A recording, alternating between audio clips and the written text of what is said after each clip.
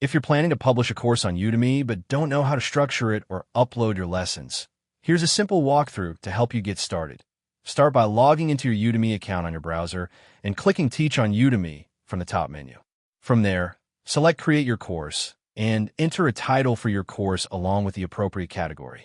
Once your course draft is created, navigate to the Curriculum tab. This is where you organize your course content. Begin by adding sections, which act like chapters for your course. Inside each section, add lectures, which are the individual lessons students will watch. After creating the structure, open a lecture and click Upload Content to upload your video file. Wait for the video to finish uploading and processing. Repeat this process for each lesson until your entire course outline is complete. As you upload each lecture, you can preview it to make sure everything looks correct before moving on. Now you know how to create a course structure and upload your lessons on Udemy, so you can start building your online course. Thanks for watching, and see you in my next video.